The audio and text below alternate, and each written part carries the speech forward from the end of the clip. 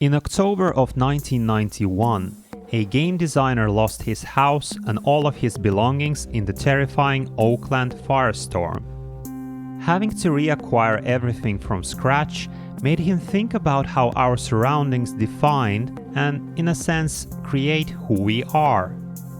The game designer's name was Will Wright, and this experience is what in part inspired him to make The Sims.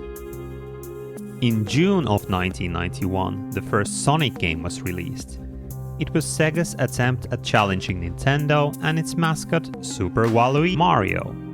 It became the best-selling game on the Sega Mega Drive, or Genesis if you prefer. And of course, it's a series that continues on to this very day, with a varying quality of games and an unwavering quality of memes. But you know all of this already. The history of Sonic has been widely documented, and Sonic 1 as a game has been analyzed, let's say, a couple of times here and there. There's the undying appeal of Green Hill Zone, the terror of drowning in the labyrinth, the Nietzsche-like lunacy of Robotnik's mustache. And yet, I think there are still things to say about this game. In a way, I'm making this video because I want to make clear to myself why this game has a strange hold on me. And no, it's not because it was the only game I had when I was like 8 or something. I'm pretty confident that the first time I played past the first few levels was around 2009 or so, on a Sega compilation for Xbox 360. And even then, I was way more into stuff like Streets of Rage 2 or Echoed Sides of Time. Sonic as a character, frankly, annoys me. And gameplay-wise, there's nothing here that wasn't surpassed in the immediate sequels, not to mention stuff like Sonic Mania. And yet, there is something about this twisted little game. What is it? When I think of Sonic 1, I think of The Sims, and the weird way that it gamifies how our living spaces affect how we feel. To me, Sonic 1 is like an abandoned palace that was built to house a rivalry between two giants of the video game industry, and to accommodate a, for its time, technically impressive platformer. Those things have been lost to time. Sonic doesn't live here anymore. Actually, he's presumed dead. We are now free to roam these empty halls without caring too much about the original intent, and concentrate on the stuff that we find most interesting to us. We are free to let all kinds of feelings arise and investigate them, whether it's bliss, irritation, or confusion. And we may find that Sonic 1 is a game with a hollow core, but rich in texture. Let's start with bliss, since that's what Sonic 1 starts off with as well. And honestly, the game would be nothing without the initial ecstatic burst of Green Hill Zone. Sega of 1991 was very much an arcade game company.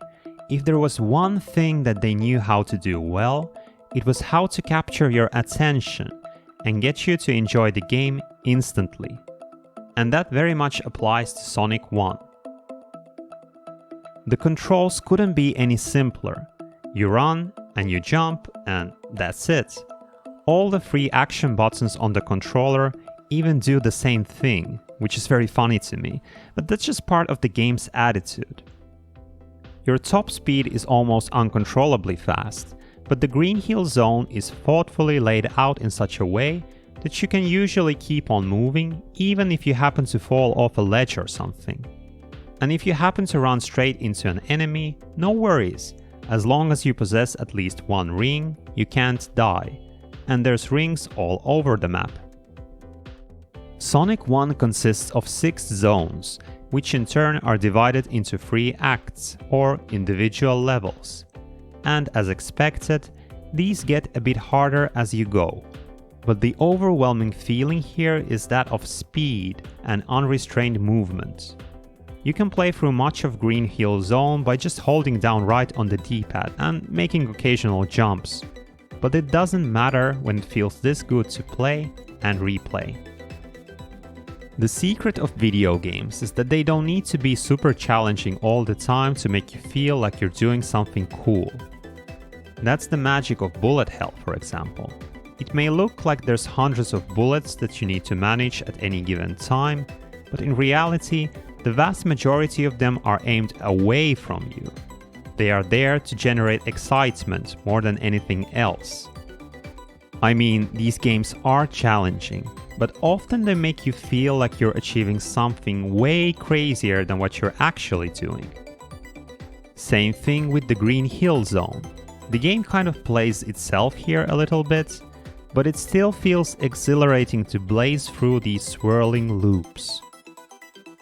A lot of the emotional impact of the zone is in the looks and sounds. This is a luxurious, idyllic poem, presented not in words, but in 16-bit video game aesthetics. Just look at the clear blue skies, the blooming flowers, the shimmering waterfalls. Mentally, this is where I want to be all day, every day. Even the mechanized enemies are cuties, and it gets even cuter when you stomp on them and set free a bunch of little animals. The Mega Drive wasn't so hot with showing a lot of colors at once, but every color here is exquisitely chosen. My eyes absolutely rest on the Sega blue of the skies and the water, the beautiful browns and greens of the land and vegetation, and of course the pure whites of the clouds and bubbling water. I wish I had a background in visual design so I could properly describe why this looks so pleasing, but it just does. And it's complemented by how you're surrounded by perfect shapes all the time. The round rings that you collect, the spirals that you run through, the ever-present checkerboard pattern. There's a mathematical beauty to the game. It's the ideal world of a computer programmer. And speaking of computers, it was an inspired choice to put all the power-ups inside these big chunky white monitors that you have to bust open. Maybe the devs were channeling their fatigue of sitting endlessly in front of these things to get the game done. Who can tell?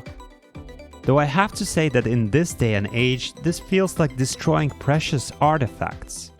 If you have one lying around, don't be like Sonic. Please pass it on, preferably to me. The soundscape is equally delightful. There's the subtle bounce of Sonic's jump, the twinkle of collecting a ring, the doorbell-like chime of a checkpoint balloon. There is a buoyancy, a lightheartedness that is captured in these sounds, which is in no way easy to do on primitive sound hardware, especially when you're dealing with kind of weird concepts. Have you ever thought of what a jump should sound like? Have you ever thought of how to communicate it with a Yamaha 2612 sound chip? Well, maybe you should. I can't help but heap some praise on the music too. This track is like childlike carelessness personified. It sounds the way that perfect weather feels like. It has the pace of a relaxed run. Not the kind that you do when you're in a hurry, but the kind that you do when you just feel glad to be alive and want to feel your body move. It's a chiptune ode to joy, and a fully realized pop single in its own right. Thank you Masato Nakamura for gifting it to us.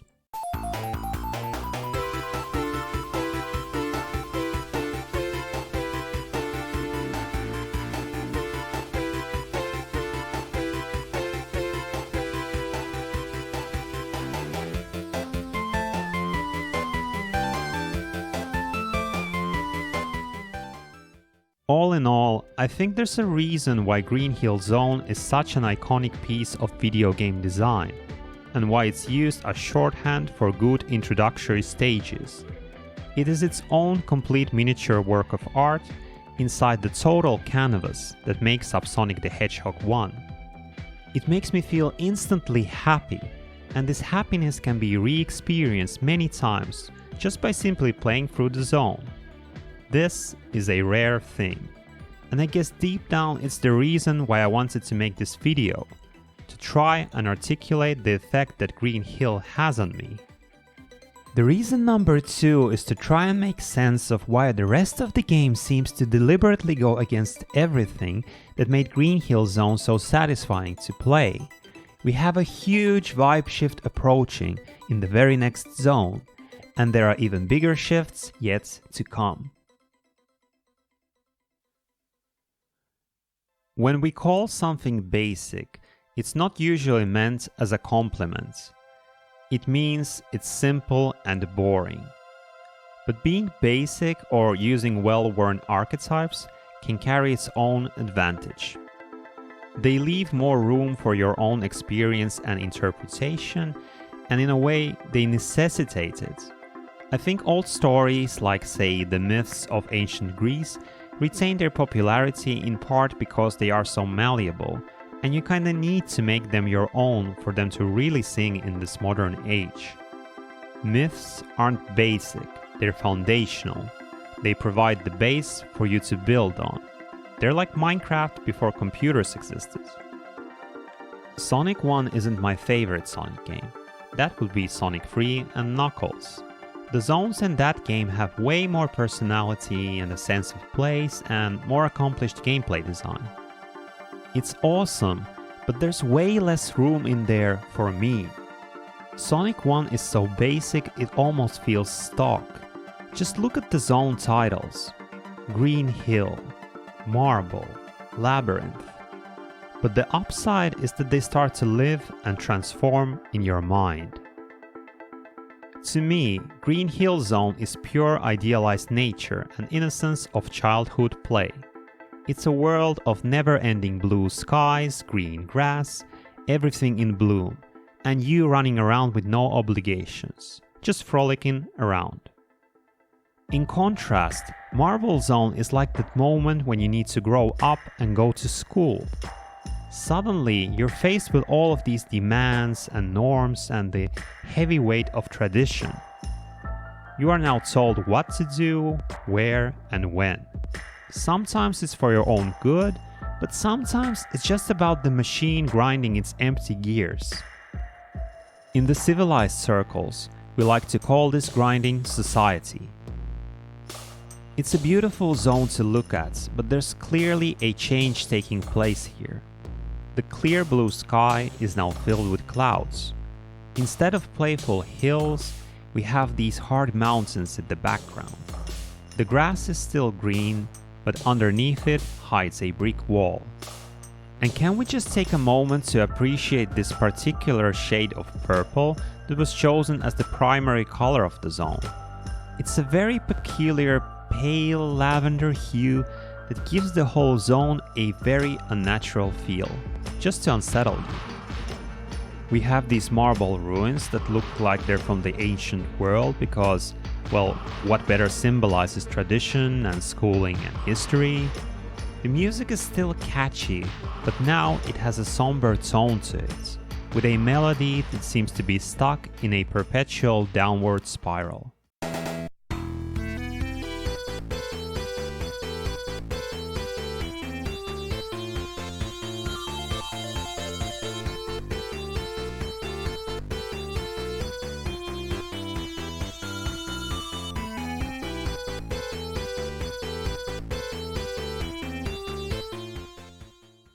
We have truly left behind our comfort zone, and it's reflected in the play too.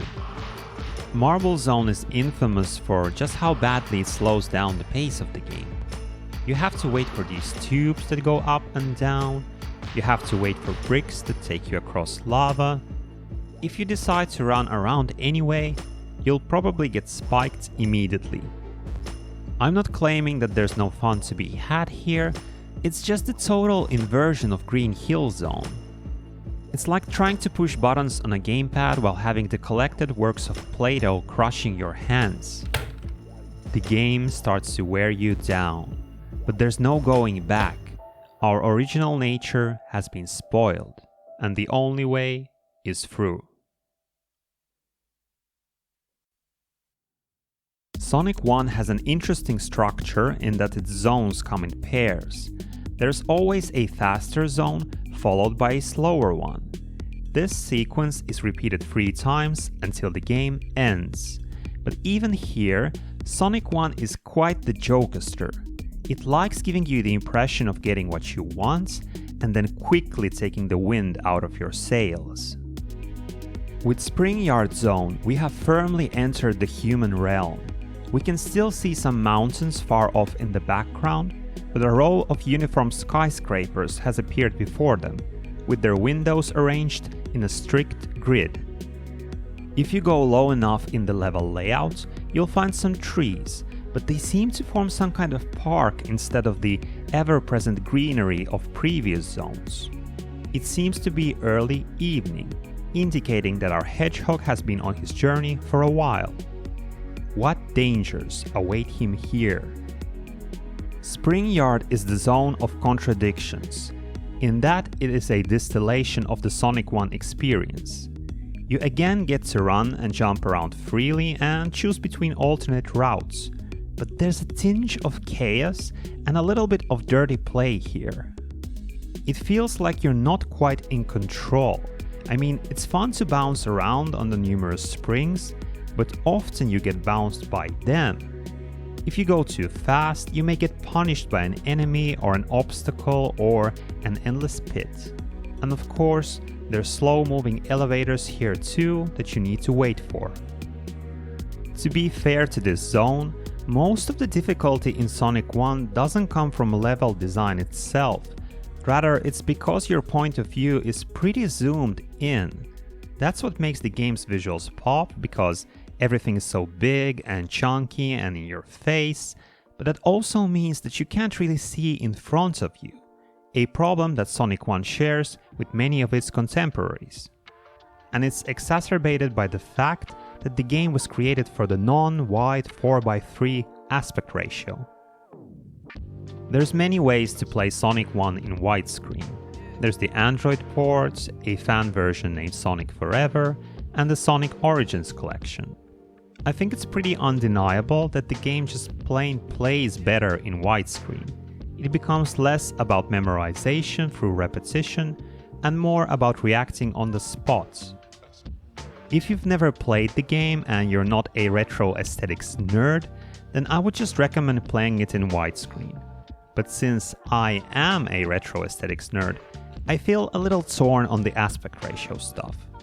If you watch older movies or shows that are in 4:3, it's harder to get nice landscape shots, but you can really focus on people and almost fill the entire screen with a single face. Framing in 4:3 is its own art, not just a lesser version of widescreen. This doesn't exactly translate to video games in the same way, as many games benefit from having a wider view, but there is an advantage to the boxier aspect ratio, as you can make characters and objects really stand out. To use an unappropriate example, when Naughty Dog was developing the first Crash Bandicoot, they referred to it as the Sonic's butt game, because it was kind of like Sonic, but because of the viewing angle, you're constantly looking at the character's backside. Anyway, the 4:3 aspect ratio legacy of Sonic 1 makes it slightly difficult to play, but it has its own visual appeal. Coming back to Spring Yard, again, just like with Marble Zone, it is fun, but the vibes are somehow off. If Green Hill was carefree childhood and Marble Zone was the drudgery of school days, then Spring Yard is a return to freedom that you get when you become an adult. But it's a particular kind of freedom. It's the freedom to try and recapture the spontaneous fun that you had as a child, only now you have to do it through manufactured means. Spring Yard feels like you're stuck inside of a pinball machine, and its basic concept will be morphed into casino and carnival settings in later games. It's the commercialized, compartmentalized fun of the adult world, a kind of a pale imitation of the real thing. Even the visuals start to resemble an Amiga game more than a Mega Drive one, And the music goes for a hip-hop kind of feel without quite pulling it off. The game starts to feel like a bit of a poser.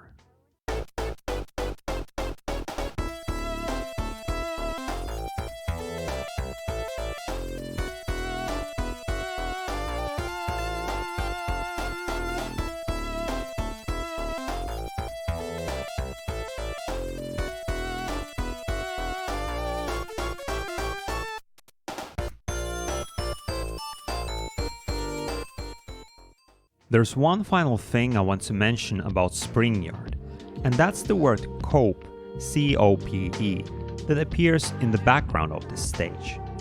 I have exactly zero idea what the developers were trying to communicate with this, but it's so weird and funny to have this word appear in a game that's kind of about coping with not getting what you were promised. It's like the game is teasing you to make sense of it, to find your own way out of this puzzle of a video game that speeds up and slows down, seemingly on a whim. And we're definitely going to slow down in the Labyrinth Zone. Oh yes, the Labyrinth.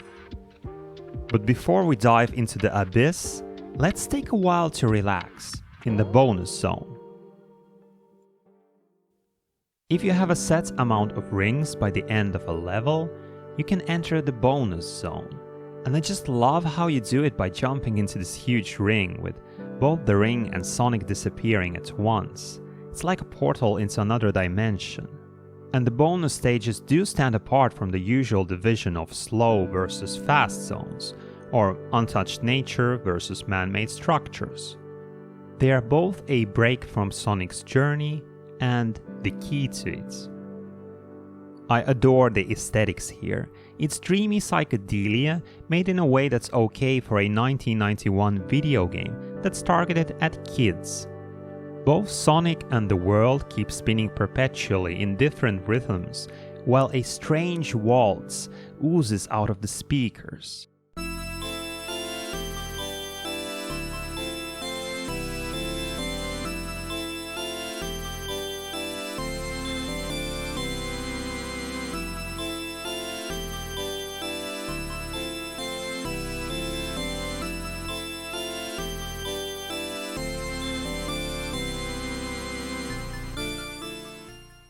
You have the repeated patterns of birds and fish in the background. Everything is ground, everything is sky, everything is in between. Gameplay-wise, the bonus stages are a little annoying to play since it's kind of hard to control the whole thing, and it's easy to exit the stages prematurely, but the vibes are immaculate. And I like how your objective is to collect the Chaos Emerald at the heart of each stage. Collect all of them and you'll get a slightly different ending. I've never been able to do this in any Sonic game, but I just enjoy the idea of there being something called a Chaos Emerald. That's a deliciously evocative pairing of words. Is it similar to a crazy diamond? I'm sure there are detailed explanations of what exactly the Chaos Emeralds are and what they do, but like with the rest of the game, it's the open-ended mystery that attracts me to Sonic 1. I don't want to know. I just want to chill in the absolute mood that is the bonus zone. The arc of the stages in Sonic 1 is super fascinating to me. It's like a horror movie. You go to a cabin in the woods to have a bit of fun. The cabin is nice. The woods are nice. You're having a swell time. Then you go down into the cellar and you realize there's an ancient evil in there that wants to devour your soul. Labyrinth Zone is the moment of that realization. It's the midlife crisis, when life reveals itself as something different from what you've always been told. Here, you either make it or break it.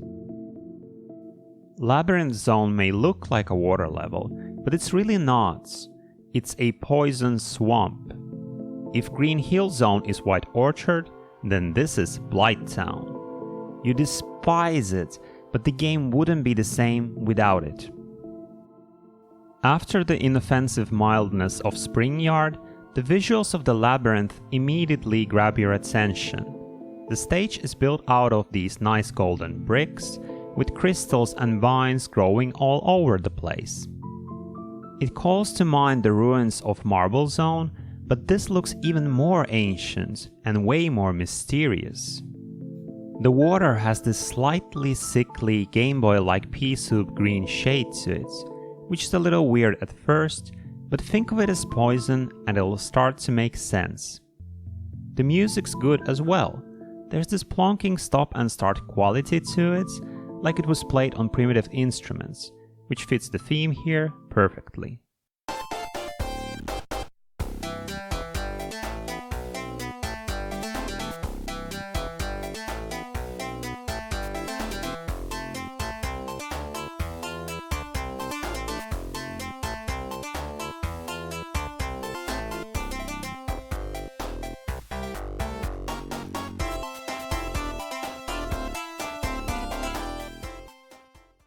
There's not that much new I can say about Labyrinth Zone's gameplay. The central crux of the zone is that you spend most of your time underwater. What this means is that you move very slowly and need to constantly look out for air bubbles to replenish your air. And you specifically need to wait for the big bubbles, which slows the pacing down even more. All the while you try to figure out where you're supposed to be going. Again, it's much closer to wading through a toxic swamp than actual swimming, and it's just as punishing. Getting hit at the wrong time can knock you back and waste a lot of precious air. And even if you do everything perfectly, it just feels cumbersome to control. And in a game that's all about movement, that's not good. Labyrinth Zone makes Marble Zone feel fast and snappy, which is saying something. Every time you're about to run out of air, you get this anxiety-inducing music that feels like your heart is going to explode.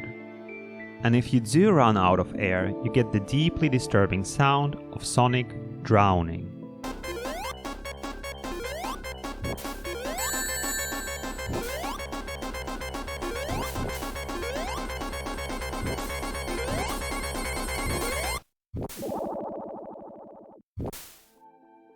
We come back to the philosophical question of what a jump is supposed to sound like. Well, what does a person drowning sound like when you're using a Yamaha FM synth that in many other Mega Drive games produces music that sounds like farts competing in Resident Evil's basements? Well, it sounds like this, and this sound terrifies me. If you want to do a little experiments, then download the drowning music from somewhere and set it as the sound of your alarm clock. Wake up to it every day. Write down how it makes you feel on a piece of paper. Then burn that paper and collect the ashes in a little envelope or something. Take that envelope outside to a place that means something to you, preferably somewhere with a little nature. Spread the ashes in silence. Meditate on the possibility that this universe was created by an uncaring God. If you use a cheat code to access the hidden level select screen, notice how Labyrinth Zone appears second, right after Green Hill Zone. I don't know if it's just a mistake or if this is the stage order the developers initially had in mind. Just imagine the pacing of going from Green Hill straight to Labyrinth. I'm sure that they knew this zone was the biggest punch in the guts that the game had to offer, because they make you play one last Labyrinth stage before the final boss, just to be nasty. But they also included a shortcut that allows you to skip most of that stage, because, again, they knew that nobody really wanted to play it. Even these cruel gods were afraid of their own creation. In the Name of the Rose, the novel by Umberto Eco, two medieval monks get trapped in a labyrinth, hidden inside of a monastery. When they finally manage to escape from it, one of them remarks, quote, How beautiful the world is, and how ugly labyrinths are. The narration paints a scene of tranquility and relief. Quote, "The beautiful night air seemed a divine balm. The stars shone around us." In an echo of Echo's writing, this is exactly what happens in Sonic the Hedgehog as well. You get this gentle, uplifting song that sounds like a jazz fusion band doing some easy listening music. And I mean this in the best possible way. You want easy after the labyrinth.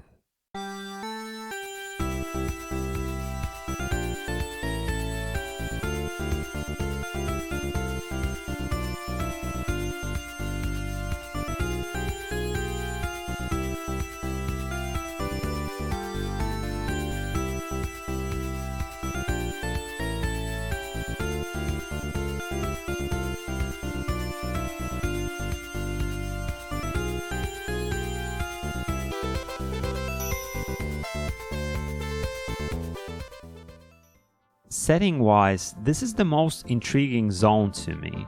It's a little hard to say where we are. I mean, we are in the city and we see the skyscrapers glimpsed in Springyard Zone, but now at a much larger scale. There's clearly residential buildings here, but also these warning cones and what seems to be girders and stuff. So I guess this is the edge of the city, the in-progress sites of expansion. The capitalistic impulse to grow forever, like a virus.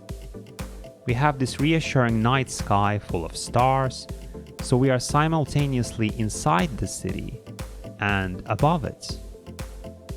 You still can't go quite as fast as I would like, but there's nice little spurts of speed and even loops here, and the stage design is kind of interesting in how much you move vertically, and not always just to the right.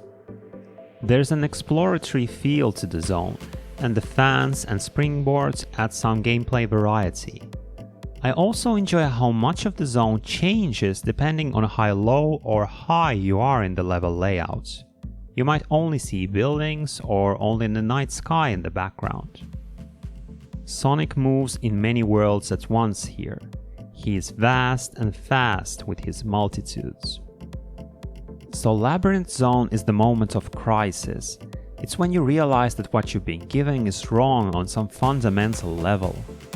Starlight Zone is when you start to liberate yourself from all the tradition and the norms that you've accumulated. Stars represent freedom, endless possibility, and hope. In Starlight Zone, you feel happy again.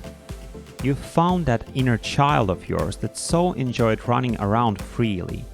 But there's still something that you need to figure out.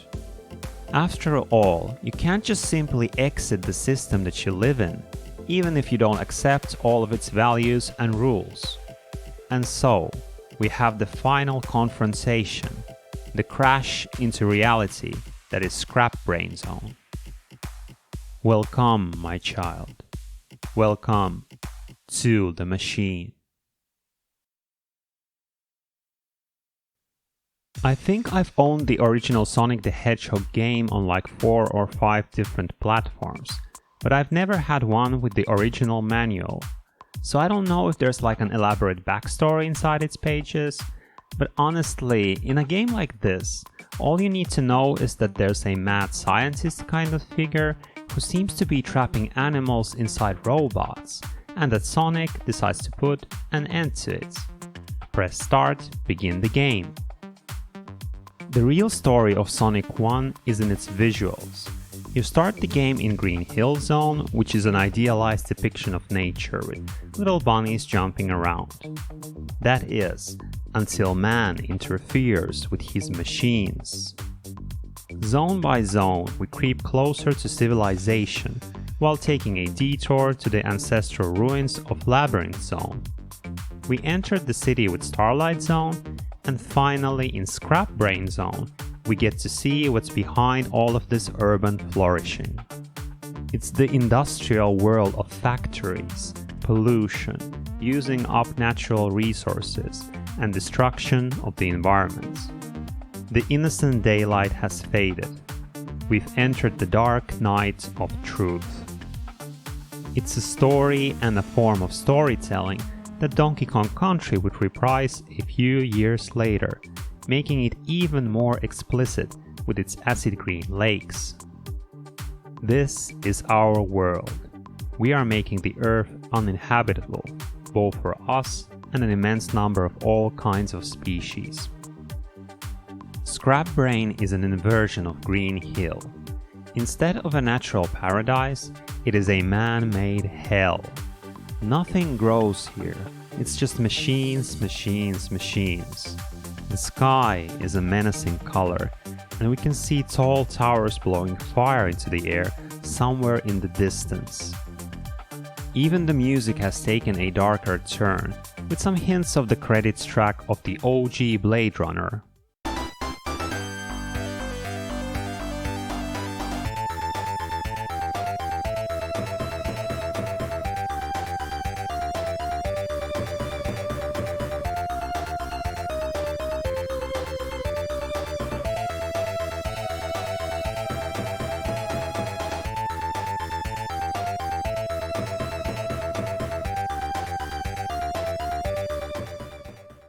And of course, all the hazards here are very much industrial in nature, since Sonic is going through a factory. The pace is more dynamic compared to, say, Marble Zone, but you still have to be careful, as pretty much everything here can crush you instantly. It's a fitting finale both in terms of setting and gameplay, which makes that extra labyrinth stage at the very end feel even more unnecessary. It just breaks the flow of the game for no reason, other than padding out the length. So let's just forget about it, and talk about Dr. Robotnik. Each of the 6 zones in the game ends with a boss fight. I haven't talked about them at all because, even for someone like me who enjoys Sonic 1 precisely because it's so basic, these fights are a bit too basic. I like the design of Robotnik's flying pod, and the wrecking ball that he uses in Green Hill Zone is hilariously overkill for getting rid of just one hedgehog. But otherwise, there's not that much of interest here. You repeat a simple pattern several times, and that's it. The best part occurs post-fight when you get to jump on the top of this big tank and release a flood of animal friends from captivity. And that's all that I have for the actual fights.